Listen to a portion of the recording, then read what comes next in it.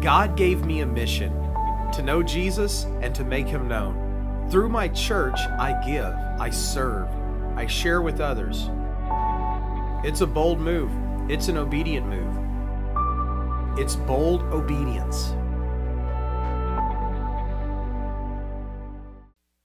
Well, good morning, that church. How's everybody? Man, I am so glad you guys are here. You know, it just kind of occurred to me that this is the last Sunday of this year, and you chose to be here. That's pretty cool. If you're joining us, church online, and you chose to be with us the last Sunday of the year, it's a pretty big deal. That's pretty cool. I'm glad that you're here. I'm glad that we have a chance to share together, because I believe that God wants to speak to us today. And I believe we'll have a chance to hear from Him. And so I'm excited about that. And I'm excited for you. How many of you realize that you only have 362 shopping days left? Who's got that? Too soon? Too soon? Yeah. I am one of these people that when Christmas is over, I'm a little depressed. But this year I'm in a pretty good place. I feel like we had a pretty good year. Last year I had the flu for Christmas, and so this year I don't. And so I'm just glad to be alive. You know what I mean? And I am excited about that. There's a lot of people sick, and we need to be praying for some folks in our church, because there's a bunch of people not feeling so good. We're going to finish up a message series that we started about 3 weeks ago. And we were talking about being bold. And we've been looking in Acts chapter 4 and Acts chapter 5. We've been looking at this early church.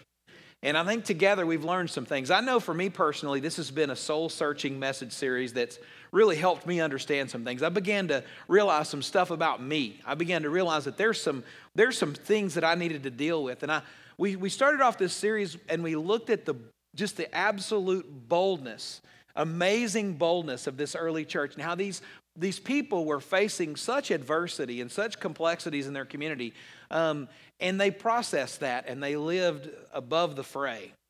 We also found out in week number 2, we talked about how they prayed bold prayers. And we've all been challenged, haven't we? I've been getting bombarded by stories and messages from so many of you about how you're praying bold now, and how God is answering some incredibly bold prayers. In fact, your response and our conversations and our messages have prompted people to start emailing me, Facebook messaging me, and text messaging me, and everything else, all kinds of prayer requests. And so I think that's really exciting. I'm excited that church is seen as a venue that if you want God to move on your behalf, that we're a praying church. We're a church that asks God boldly for great things, because God is incredible. Not because we're great, but because God is great. And I'm excited about those things. And I want those stories to keep coming in. As God answers some of your bold prayers, keep sending those to me, because that really means a lot. Prayer requests, send those to me. We've seen God answer some amazing things over the last couple of weeks. Last week for Christmas, we talked about bold change. And we saw how this early church was no doubt facing lots and lots of change. And they processed it incredibly well. And all of us, I think, we're faced with this reality. Do we need to look at our lives and am I surrendered? Are there parts of my life that I've held back? But today, what I want to do is I want to talk to you about bold obedience. And I want to talk to you about how important is it for me to obey God, to do what God asks? How important is it for me to look at what God has to say and listen to what God has to say? How important is that? And I think you're going to discover today it's incredibly important. And the early church really had it. I think when it comes to obedience, for many of us, one of our problems is I think we think about obeying God kind of like an experience with a GPS. You know your car GPS, some of you have one. I can't live without it. I have absolutely no sense of direction. I got no idea where I am ever.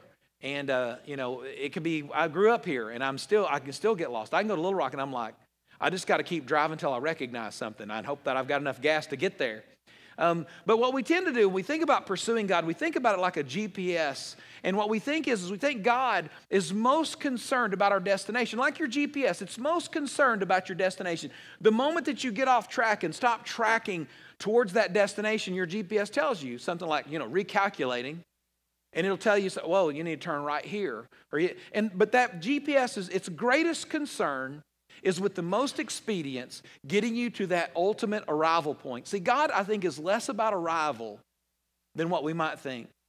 And for some of us in our life, because we think of God as being an arrival kind of God, a destination kind of God, some of us, we're at a place in our life where it seems like what we're doing or what we're going through or where we are at that moment seems insignificant. And I think there are times when we're in those kind of moments that we're going, man, this is kind of a waste of time. My life is a waste. God must not be using me right now. Boy, if I could just get over here, I'm sure God would use me there. If I just had this together, God, if I was at this destination, I would really be where I should be or need to be. But I think so often what we miss out on is that as I study Scripture, God is not just about the destination. He's about the lives that are changing in the process. And what if, for instance, let's say our GPS was more like what the Bible paints a picture of God being like. It'd be like this.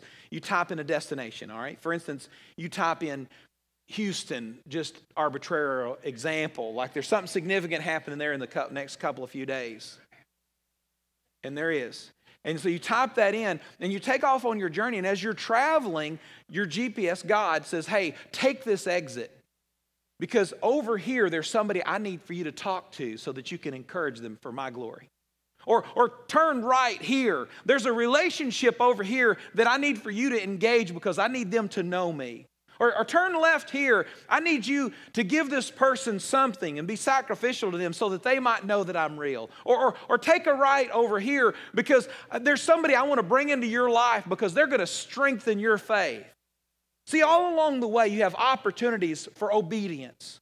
All along the way, you have opportunities to act upon the urgings of the Holy Spirit or to live out the truth of God's Word. At either rate, being obedient to God is important right where you are. And so for those of you who are in a place where you think, well, it's insignificant what I'm going through right now, I'm not really doing much of anything. Listen, the greatest thing you can do wherever you are and whatever time that it is to make it a focus to be obedient.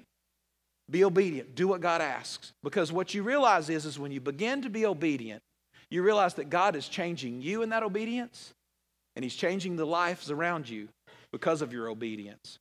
I remember when we first started the church, one of the things that was funny to me was that we had no money.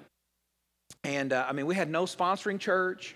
We had nobody that come and looked at us and said, gosh, this is such a great idea. Y'all are such amazing people. Here, take this huge wad of money and make it work. We didn't have anything like that at all.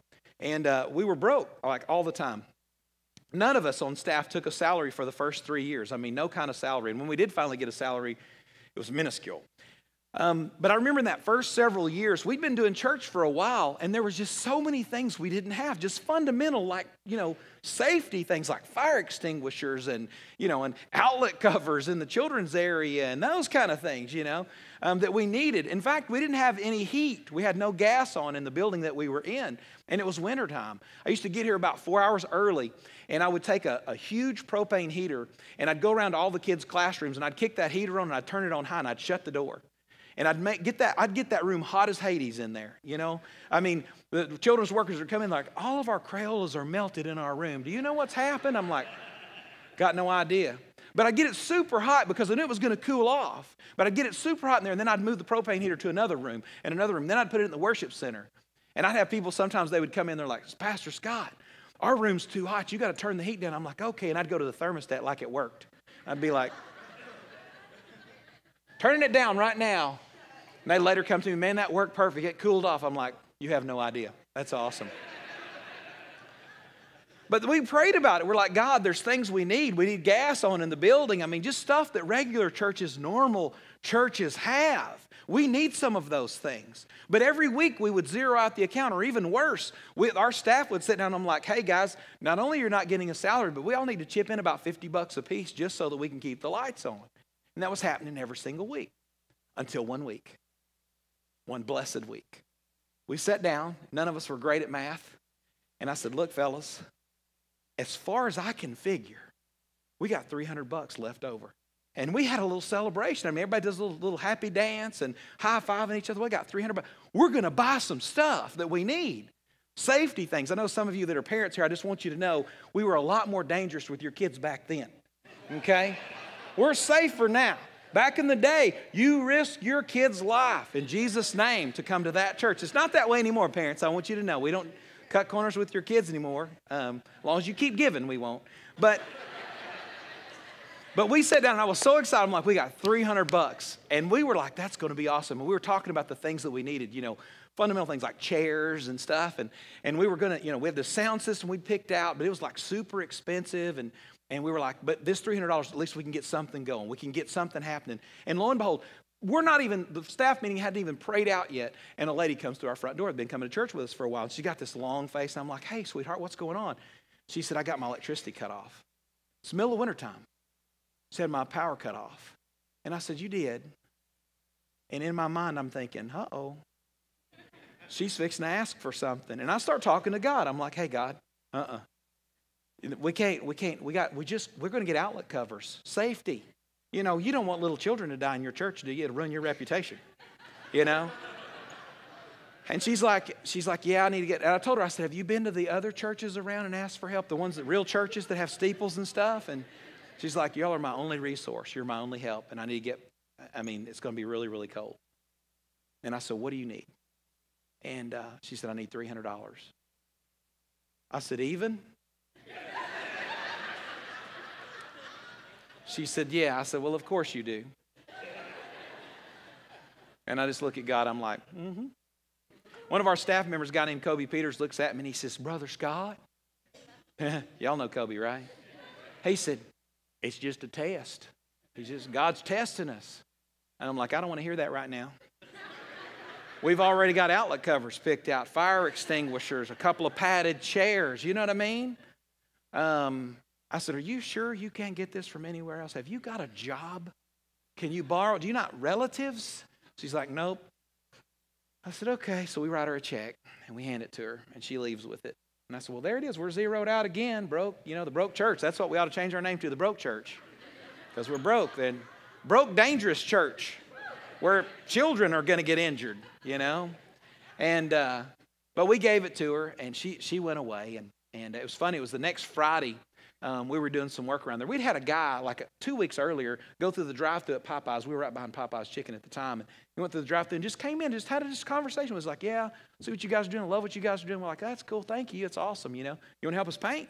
And he just kind of goes out, don't think nothing of it. Well, that Friday, we're up there painting and doing some work, you know, and this same guy comes in. He says, hey, listen, I want to give you guys something. I really like what you're doing. He said, I hear a lot of life change coming out of this place. I said, well, man, thank you. And he hands me a check. Now, I feel odd when people give you a check just to kind of open it right there. It's like opening your gift they give you. I felt weird about it. So I just stuck it in my pocket. And we keep on working. And I'm thinking, hey, maybe we got our $300 back. And I thought, wouldn't it be cool that this check was for, wouldn't it be? $300. And I'm like, this is $300. And then I'm thinking outlet covers. We're going to get outlet covers. And so anyway, as we go through the day, I forget about it. We're painting and all kinds of stuff happen. At the end of the day, I pull this check out. And when I open it up, seriously, I had this, you got to be kidding me look on my face. I know I did. I opened it up and I was like, whoa, it was $10,000. Yeah. I was like, I had no, I think we've been taking up an offering for probably 3 years, and if you put all of them together, it wasn't 10 grand.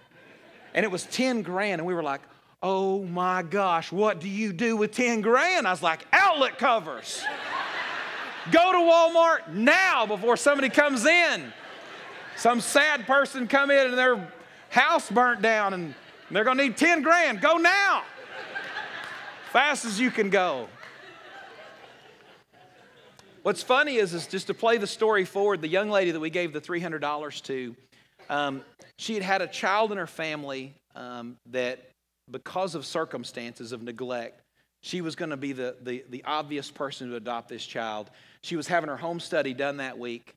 She got her power turned back on just in time so that when they came out and did the home study, she had electricity on. She said, had they come to my house and my power had been turned off, my home study wouldn't have went good, and I couldn't have adopted my daughter. And so God did that. And then God brings 10 grand in, and we get a sound system, a few chairs, some outlet covers, and a little fire extinguisher from Walmart. I mean, we're set. We're about to have church. And so here's what I'm going to say to you. Every time God prompts you to do something, to sacrifice something, to give something, to serve somewhere, every time He prompts you, every time you study something in Scripture and God says, this is how I want you to live. Let me tell you this. When you act on that, God changes you. He does something in you. At the same time, He's doing something in the life. Ask that question. Every time God prompts you to do something, you start questioning Him and questioning what He wants. Start asking this question, God, what is it that you're doing in me? God, what is it that you're going to do in this person's life? Because God's always up to something. He's an instigator. He's constantly up to something. And He chooses to use us. And it's a privilege to be used by him. And it's important that we act on that in obedience. Let me read something to you from this early church, and this is found in Acts chapter 5. I want to read to you what happens to them by them living in obedience. Here's what it says. It says, then the high priest and all his associates who were members of the party of the Sadducees were filled with jealousy. They arrested the apostles and they put them in public jail. But during the night, an angel of the Lord opened the doors of the jail and brought them out. Go stand in the temple courts, he said, and tell the people the full message of this new life. And so what I want to do is when you step out in bold obedience, I want to prepare you for what's going to happen. You need to know this. You need to know what's going to happen when you stepped out in bold obedience. The first thing, I'm going to give you the bad news first. Number one, when you step out in bold obedience, number one, it usually triggers opposition. It usually triggers opposition. Now, if we're going to be honest here, and I think we should, it's probably important, we're in church. When we act in obedience, we expect things to get easier. I mean, isn't that the truth? When you start doing what God asks you, especially if it's really sacrificial, if it really costs you something, or if it complicates your life, or if it calls for a real, sacrifice, you expect everything to get easier after that. In fact, you know as well as I do, you hit the complaint department of heaven right away when stuff don't go well after you've sacrificed for God or you've been obedient for God, don't you? Because you're like, no, wait a second, God. I was obedient for you. And when I'm obedient for you, that means my marriage is white hot. My kids make A's. We never get sick. Our tires are impervious to going flat. My car gets twice as good a gas. We think there's nothing can go wrong because now I'm being obedient. But the truth is it's not that way.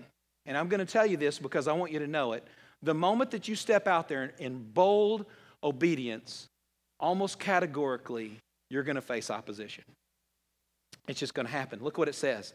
It says they arrested the apostles and they put them in a public jail. You ought to write this down because this is truly important for your walk with God. It's this. If you're not ready for opposition, you're not really ready to be used by God.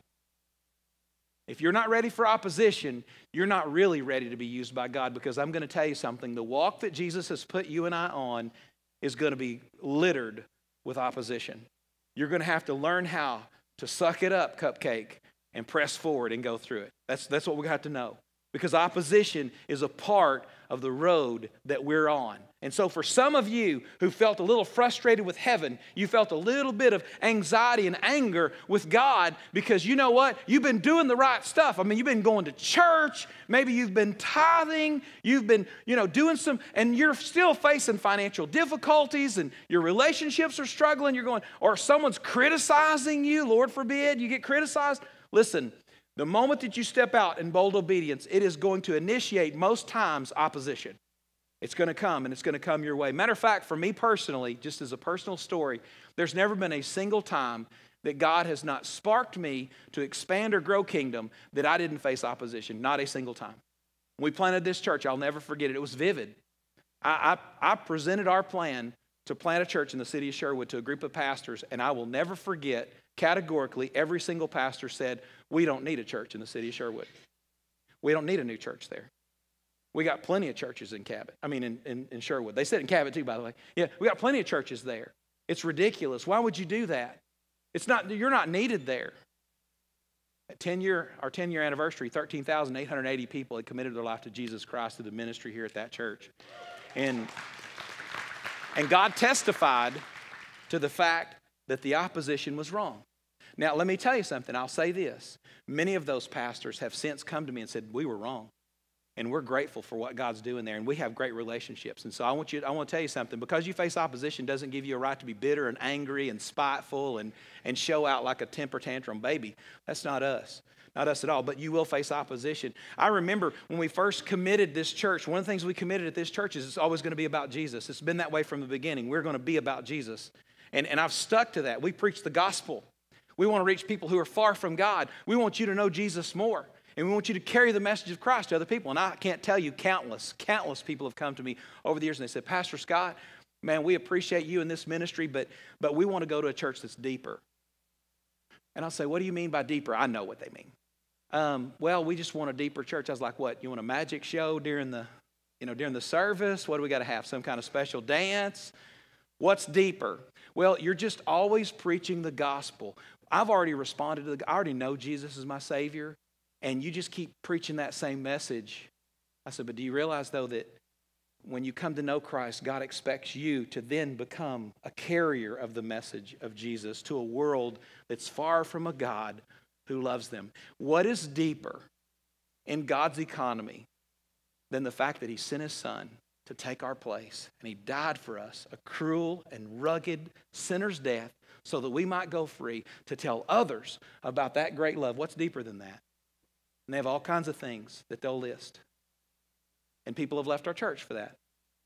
Obedience for us is we will always be dedicated to making it about Jesus. As long as I'm alive, I'm going to make this church about Jesus because it is about Jesus. And that's God's position. It's about Jesus. The Bible, 66 books, point to one person, one event in human history, the death, burial, resurrection, and the second coming of Jesus Christ. It is about Jesus, and it will always be about Jesus. But when you step out in obedience, even as much as that message is so true, you're going to face opposition. You're going to face it. When it came time for us, we believed that God was calling us to plant a church in another city. Don't need it. You don't need to do that. That's crazy. You can't do that. That's not even the way you need to go about it. Did you realize 800 people were at our Cabot campus for Christmas? 800 people, a church that's 2 years old, that baptizes over 250 people every single year. They've seen over 1,000 people commit their life to Jesus Christ, had over 800 people for Christmas. But you know what? We got opposition. Now, I'm telling you these stories for this reason, not for you to get up in arms about opposition. I'm telling you this because in your life, you're going to make some decisions to be boldly obedient to God. When you do, you're going to face opposition. And I want you to know, you're not alone. Some of you this year, you're sick of the noose of financial debt, indebtedness. You're in debt. You've bought stuff you can't afford. And here you are. You've got, the lifestyle looks good. Everybody around you is going, man, you're so successful. But deep down, you know that you're not successful. The hangman's noose is around your neck. And some of you are going to make the decision, I don't want to be in debt anymore. Did you know that when you make that bold decision, that people will oppose you for it? When you say, you know what, I'm not going to drive that super nice car anymore that I can't afford. I'm going to drive a hoopty. I'm going to drive a little hoopty. You know why? Because I can afford a hoopty. That's all I can afford. But I'm going to drive that so that I'm no longer under the burden and the tyranny of debt. I'm not going to do that. We're going to downsize our house instead of getting bigger. Instead of getting the bigger TV, we're going to get a smaller TV or no TV. We're going to downsize. You know what your friends will say? Whoa. God bless you. You lost that 500 square foot in your house? How are you going to survive? How can you drive a car that's 10 years old? We're going to pray for you and your family. And you're going to face opposition. People are going to say, what do you borrow more, get more.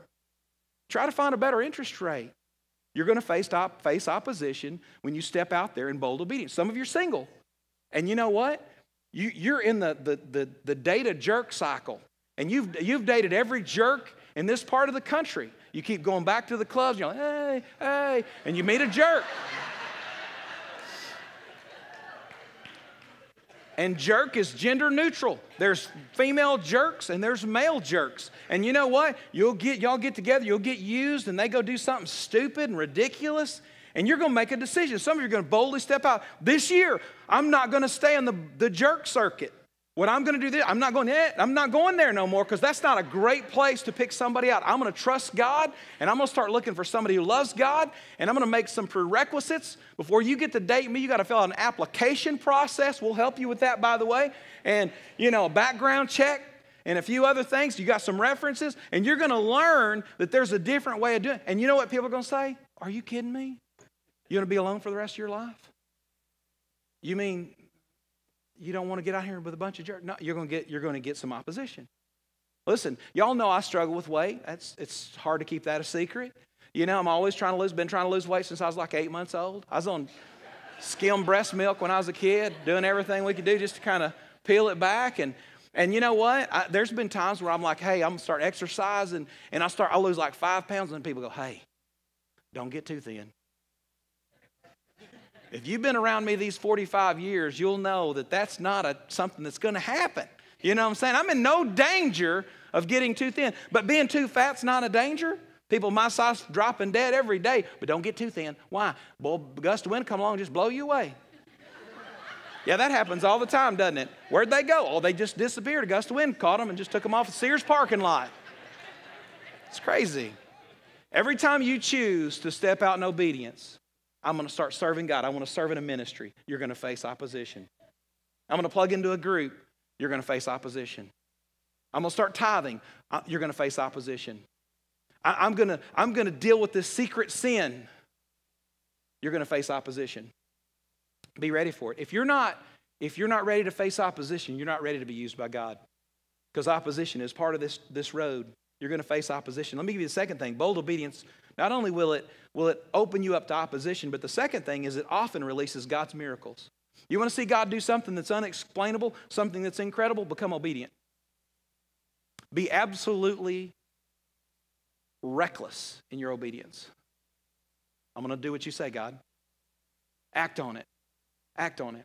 It often releases God's miracles. Now, Acts chapter 5, verse 19, Dr. Luke, he's about to give us a statement. Now, this statement that Dr. Luke gives, he gives it like it's no big deal. I mean, he just, and I'm going to read it to you, and then I want you to think about what happened here. And what if you were telling this story? How would you tell it? I'll show you how I'd tell it. Here's what he says. So the apostles are in jail, and here it goes. But during the night, an angel of the Lord opened the door of the jail and brought them out. Luke just says it like it's an everyday event, no big deal. You know, it's partly cloudy tomorrow, and an angel just rescued them from jail, and I'm going to go down and get some milk from the Piggly Wiggly. What? An angel just rescued them. Is that not spectacular? You know how I'd have written that? Here's the Scott Harness translation of that particular verse. You ain't freaking going to believe what happened last night. There was this angel, and I would be dramatic about it. Man, he just flew in, and he pulled out his lightsaber and cut open the door. Use a Jedi mind technique on the police guy. And we get out, and by the way, look at this selfie, because I got a selfie with him. Check it out. Look, angel. Dang right. Wouldn't you? An angel just got them. That's huge. And I'm like, why isn't Luke more excited? And it occurred to me, I've got some friends that their life is such a picture of obedience.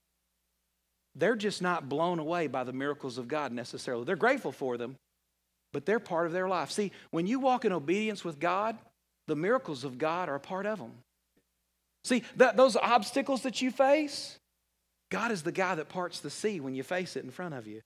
When you've got a tyrant that's trying to stop God's work, it's God who makes a way for you to overcome. See, when I am walking in obedience with God, I can also expect the miracles of God because they go hand in hand. God gives supernatural favor. God does supernatural, unexplainable things when we're walking in obedience with Him. And I think that's something that we've lost along the way. But as it occurs to me when I look at Luke and his writings, he's just writing, this is just an event. Oh yeah, and by the way, an angel came and, got him out of jail, sliced him out with a lightsaber. Big deal. Why does he say that? Because they're used to seeing this happen. Could it be there's an absence of the miraculous in your life because there's an absence of obedience in your life? Could it be that if God were to do something supernatural in your life, you wouldn't even know it was God because your obedience doesn't open your eyes to the work of God around you? I know for Scott, it's time for obedience to be here. I can't control God's miracles. And I don't want you to think that this is, if you do this, God's like a genie, you rub the bottle and He pops out and gives you 3 wishes. That's not what I'm saying. But what I'm saying is this, is when I walk in obedience with God, I'm in harmony with His will, and He does miraculous things. We're collecting stories right now about the bold prayers that are being answered. And I'm telling you, it just warms my heart when I hear some of these stories. It's incredible things happening around us. I want to collect another type of story. I want to collect a story of the miracles that are happening around you in your life as you boldly obey God. I want to start collecting those stories. I want you to start sending them to me. I want you to start telling me, say, you know what, this is what God asked me to do. I was scared. I didn't want to do it. I argued with God for a minute, but I did it. And let me tell you what God did. Here's what God did. He showed up and He did this. And I'm going to start sharing those stories. You want to know why? Because it's encouraging to all of us. When I hear about God working in your life, it excites me. It causes me to have greater faith. And I begin to walk with less fear. Why do we come together every Sunday? Is it because you forgot about Jesus from last Sunday to this? 7 days, your memory got erased? No. We come together every week because we celebrate the presence of God in our life, and it encourages us. And it causes us to enter the week encouraged because together we can look around and we can see each other and say, wow, I see God in him. I see God in her. And you leave here going, wow, you know what? God's got this. I need to have more courage. I want to collect these stories. I want to collect them. Now, Kendall's going to come and he's going to tell you that there's a requirement, though, for bold obedience. There's a requirement. And you really need to know this requirement. I'm going to come and share that with us. Share it with us, Kendall. Well, hi, my name's Kendall Harness, and I'm Scott's son. Thank you. I'm Scott's son. I'm also the youth pastor here at thatchurch.com. And he asked me to speak, it's probably 2 or 3 weeks ago. Dad, he's like, hey, speak during our Bold series. And I was like, okay. And I was kind of nervous at first. I was like, oh, that's kind of scary. And then at the same time, I was like, okay, this is really cool. This is a really cool opportunity that I'm getting. And I wanted to tell you before I even get started, I see this as such a privilege. I've sat in these seats thousands of times. I've watched Dad speak. Great messages, terrible messages. We've been through it all. And no, but seriously though, it's such a privilege to be around you guys. And we're talking about obedience, and because of your obedience to God and the way that you serve God, now I am where I am. I've grown up in this church. You guys are family to me. And thank you. I want to thank you so much for that. I'm 19 years old. I'm very young in ministry. I'm just starting out. And you guys have embraced me in a way that I can't even thank you for or explain to you. It's just almost imaginable that a group of people would accept someone so young and so inexperienced as a leader and support them in the way that you have. It's really been incredible, and I thank you for that. That is a huge thank you from me to you. And I see this as a huge opportunity and a huge, just something I don't even deserve to get to do, but thank you for it. Thank you, seriously. But we're going to jump right in. This Bold series has been incredible for me. Bold Prayer was probably one of the most convicting messages I've ever heard for me personally. But now we get to talk about obedience, and we're going to jump right into the story. So right after, the lightsaber angel cuts the door open and we do our selfie and all those things, we step right into it. He says, the angels basically, these guys have just gotten out of prison. This is the second time in a very short period that they've just got put in prison. So they just got out and like, yes, finally out of prison. Really cool deal. Supernatural thing happens. And then this is what the actual angel says. He says, go to the temple and give the people this message of life, which actually, he says, I like it this better in this translation. He says, give the people the full message of this new life. And it's kind of a cool thing. You're like, all right, that's awesome. He's kind of commissioning them to go out and tell more people about Jesus. Really cool thing. But if you listen to it, you remember, hold on, they were just at the temple and they just got arrested at the temple for preaching the message of the good life. So basically what you're saying is this angel's basically saying, look, go back exactly where you were when you got arrested, go to the exact same place and do the exact same thing you were doing before.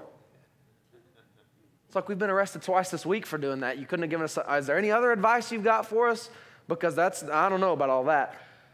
But he gives them this, and so I related to this. Anyway, one night I'm driving home from Momentum, which is our Wednesday night experience here at thatchurch.com for 6th through 12th graders. It's a blast, a lot of fun. I love it. And so, but anyway, we're up there, and it's a night. We had about 115 students. It was a really good night. And we had 4 students get saved that night, actually. It was really cool. So I'm on my way home. I'm pumped. It was a big night. We had a student saved, and anytime we have that, that's really cool for me. And so I'm driving home, and I'm alone in my car, and Taylor Swift comes on the radio. And I'm like, yes. Shake It Off's my favorite song. It's like, that's the way to go. Listen, if you don't like Shake It Off, well, you can judge all you want because haters going to hate, and I'll shake you off too. Don't think I won't. So, but anyway, the thing is I'm driving home. I'm jamming out to this song. It's really cool. Everything's going good. And then all of a sudden, this car gets behind me, and it's dark. And all of a sudden, these blue lights kick on. It's not dark anymore. And I'm like, oh, the guy in front of me has broken the law. And this guy's trying to get him. And so I pull over. I'm like, I'm going to get out of his way so he gets that guy. And he pulls over with me. And I'm thinking, oh, man, it's at this house then. There's somebody at this house that's broken the law. He's going to get them. And then he's like, pull over to a side street. And I'm like, oh, my gosh, there's somebody on the back of my car he's trying to get. This is insane. So anyway, he ends up pulling me over. And this super nice Sherwood cop walks up and he's like, hey. He's like, you know why I pulled you over? And I was like, was I speeding? And he's like, yeah, you were speeding. He said, you're going about 10 over. And I was like, shoot. And then 10 over in my mind, I'm like, oh gosh, there we go, jail time. And so I was like, well, he's like, can I see your license and registration? I was like, oh, here it goes. So I hand him my license and registration. Well, my insurance card, I pull it out of my glove box and I hand it to him. And as I'm handing it to him, I kind of glance at it. I just kind of see, well, the numbers in the months thing, like 9 in January and 6 in October, it never really made sense to me how they line up. So I couldn't tell if it was expired by that number. But the second number was a telltale sign to if it expired or not. And it was an 11. And so it's not just like kind of expired, it's like 3 years expired. And I'm like, well, I'll just hand it to him, see what happens. And so I hand it to him. Thank the Lord, this cop does not even see it. He just walks back to his car and runs my stuff. Or maybe he did, and he was like, God, this kid looks like an idiot, so I'm just going to let him out of it. But anyway, he looks at it, and then we, continue on. And he ends up letting me out of the ticket. He lets me out of it. By God, God's grace, he lets me out of this ticket. I'm like, oh, thank the Lord. So I drive off, happy as can be. This angel, basically, if we relate the story to today, he'd have been telling me, hey, listen, here's what I want you to do. I want you to go down the street, spin around at MAPCO, and come flying back by the same speed you just were. That cop would have pulled me over and he'd have gave me the ticket for sure then. He's like, hey, listen, I just let you out of this ticket, and now I'm going to have to give it to you because you just did the exact same thing as 5 minutes ago. These guys have just gotten out of jail. The angel has just let them out of jail, and it's a miraculous deal. And then he says, go back and do the same thing again. That required amazing faith, and that's the point. Obedience always requires faith. Obedience always requires faith. Because the thing is that sometimes God's going to call you to do really crazy things. Sometimes God's going to call you to do something that doesn't make sense. Sometimes he calls us to step out in faith and talk to someone about Jesus or give someone money or whatever it is. He asks you to do these things, and that faith is what it requires to be obedient. Verse 21, let's look at how the disciples respond to this commission. They didn't say anything. It just says, so at daybreak, the apostles entered the temple as they were told and immediately began teaching. At daybreak, it says at daybreak. Daybreak is obviously the very first of the day. And they wouldn't have any way to tell, they didn't have AccuWeather or anything like that on their phones, so they couldn't tell what time daybreak would be at. So we can guess that they were there before daybreak, and at daybreak they started teaching. So these guys not only were being obedient to God, but they were being obedient immediately. And it was as soon as he said it, he's like, hey, look, I want you to go teach. They're like, okay, we're going. They go to the temple. They start teaching right then. And the thing about that is this, is that we sometimes talk to God and we're like, God, we need you to intervene here. And we need God to intervene immediately and fully. If God were to show up late or partially intervene, if for us it's like, God, are you serious? But then when we look at us, we're like, oh, well, God's called me to be obedient there, but I can do that later. It's not that big of a deal. But God calls us to not only be obedient, but to be obedient immediately and fully. Because when I was a kid, we'd have to clean our rooms and stuff, and my mom would say, clean your room, and like 3 minutes would pass, and she'd come in and say 3 hours had passed. It wasn't, or it might have been. But anyway, she'd come in and say, Kendall, you haven't cleaned your room. I'd be like, well, I was going to, or I cleaned right here. And she's like, Kendall, that's delayed obedience. And that's disobedience. Delayed obedience is disobedience. That's what she would tell me. And then she'd say, Kendall, partial obedience is disobedience. Delayed or partial is still disobedience. And so for us, this whole message, this whole experience, everything we've done today, the worship and everything is for one purpose. For you to get the opportunity to inventory your own life and for me to get the opportunity to inventory my life and say, okay, what areas in my life or what areas do we have that we're being disobedient in, or that we're being called to obedience, but we're just not doing it. It's not immediate and it's not full. It's partial and delayed. What areas of our lives are we living in disobedience? See, for me, there's areas where God's called me to do something. I'm kind of like, that's a lot. Or I don't really want to do that. Or he'll call you or call me to restore a relationship with someone in our life. That, okay, you've got that uncle or that aunt, or you've got that, your brother, cousin, your distant friend, all these things, these relationships are marred. And God's like, hey, I want you to restore that relationship. And you're like, it's a lot of drama I have to deal with to get that restored. They're the ones that did it. I didn't do it, because we're never the ones that are wrong. It's always them. But the thing is that maybe it's the year-end gift. Maybe God's like, hey, I want you to give this much, or whatever it is. And you're like, I'll get, can we do like half? I mean, it's kind of a lot. Or it's, you're at the line at Kroger, and the lady in front of you, God prompts you to pay for her groceries or pay for his groceries, whoever. You're like, that's a lot, God. Where in our lives are we being disobedient? Where in our lives are we living in delayed obedience? And so the thing is that today I want to give you an invitation. I want to give you something.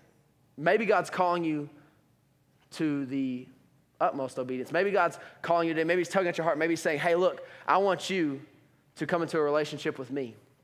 He's saying maybe the reason why you've lived in some delayed obedience or something like that is because you really don't have a relationship with me. And that, if you don't have that, then it's impossible for you to really live in obedience.